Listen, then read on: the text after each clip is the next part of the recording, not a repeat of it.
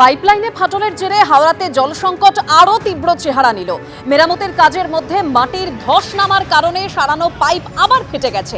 বুধবার রাত থেকে উত্তর হাওড়া ও শিবপুরের 22টি ওয়ার্ডে এখনো জল সরবরাহ বন্ধ রয়েছে। এই গরমের মধ্যে চরম ভোগান্তির শিকার অন্তত 2 লক্ষ মানুষ। বিকল্প পাইপলাইনের সাহায্যে চলছে সমাধানের চেষ্টা। হাওড়ায় উদ্ভূত পরিস্থিতির কারণে এবার বাম জামানাকে দায়ী করলেন খাদ্য প্রক্রিয়াকরণ মন্ত্রী অরূপ রায়। আগে যখন উচ্ছেদ 2009 সালে তখন তৎকালীন কর্পোরেশন বামপন্থী কর্পোরেশন ছিল, তখন উচ্ছেদ করার পরিকল্পনা, তখন আমি দাঁড়িয়ে থেকে আটকে ছিলাম, তখন মমতা জয়সওয়াল মেয়র ছিলেন। তো সুতরাং সরকার সবসময় পাশে আছে। মুখ্যমন্ত্রী মমতা বন্দ্যোপাধ্যায় তিনি জনদরদি, সবসময় মানুষ দরদি, গরিব মানুষের কথা সবসময় ভাবেন। তিনি সবসময় নিশ্চিন্তে মানুষ থাকতে পারে। মমতা বন্দ্যোপাধ্যায় ভাববেন এটা নিয়ে। মানুষ যখন বিপদে পড়ে না, তখন দেবতার শরণ নেয়। অরূপ বাবুরা যখনই বিপদে পড়েন, তখন ওদের বাজপাত কোনো পথ থাকে না, তখন ওরা ওই দেবতার মতো বাম জামানার কথা উচ্চারণ করেন। সেটা ভালো যে ওরা অন্তত পক্ষে বাম জামানাটাকে ওদের আশ্রয়ের একটা আশ্রয়স্থল খুঁজে পেয়েছেন। চূড়ান্ত অপদার্থ, ব্যর্থ এবং দুর্নীতিগ্রস্ত না হলে কোনো মন্ত্রী কথা বলতে পারেন?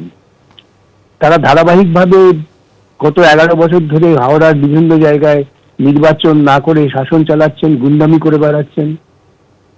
তাদের পক্ষে মানুষের কাছে যুক্তিসঙ্গত উত্তর দেওয়ার কোনো জায়গা নেই। ব্যর্থতাকে স্বীকার করার মতো সামান্যতম সৌজন্য বোধ নেই। আর কথায় কথায় বাম জামানা। আরে বাম জামানা যদি থাকতো তাহলে তোদেরকে এগুলো বলার সুযোগ থাকতো না। প্রচন্ড জল যন্ত্রণায় নাজেহাল অবস্থা হাওড়া পুরো এলাকার একটা বড় অংশের বাসিন্দাদের। এই পুরসভায় ভোট হয়নি 7 বছর। এই পরিস্থিতির জন্য তৃণমূল সরকারকেই দায়ী করছে বিরোধীরা। অভিযোগ অস্বীকার করেছে শাসক দল।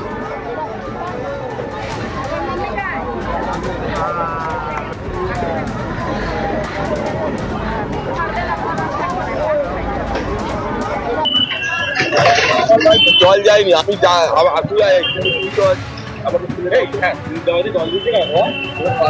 হ্যালো হ্যালো পেট পাচ্ছ?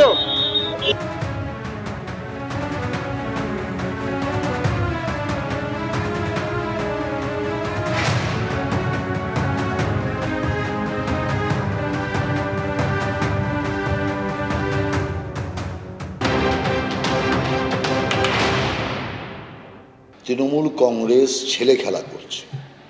ওদের নিজের দলীয় সমস্যা, যে কারণে নির্বাচন হতে পারছে না। 6 বছর ধরে একটা বড় মহানগর তার ইলেকশন আটকে রেখেছে।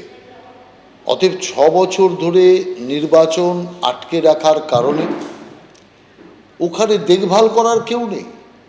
এখন তো যা চলছে লুটেপুটে খাওয়া চলছে, কারণ দেখার কেউ নেই, ওখানে নতুন করে কিছু করার কেউ নেই।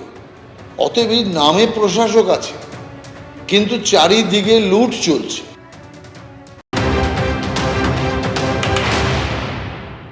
হাওড়াতে দেখে তো বোঝা গেল কোনো গভর্নেন্সের ব্যাপার নেই, কোনো নির্বাচিত প্রতিষ্ঠান সেই বিবেচনায় নেই। 5-6 বছর ধরে শুধু তৃণমূলের মতব্বরি করার জন্য যেভাবে একটা মিউনিসিপ্যালিটি, এবং একটা এরকম বহু জায়গাতেই হচ্ছে, হাওড়াতে ডিয়ারিং এক্সাম্পল যেভাবে ধ্বংস করা হলো, আজকে বিপত্তিটাকে বুঝতে পারছেন? কেউ জবাব দেওয়ার মতন নেই। যে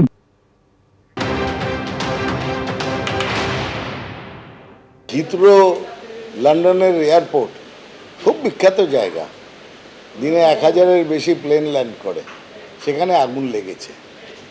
এটা একটা দুর্ঘটনা। হাওড়ার ক্ষেত্রেও বিজেপি বলার আগে দুবার ভাবছে না যে মানুষের জীবন, মানুষের সমাজে এইরকম দুর্ঘটনা জড়িয়ে আছে। সব কিছু নিয়ে রাজনীতি চলে না।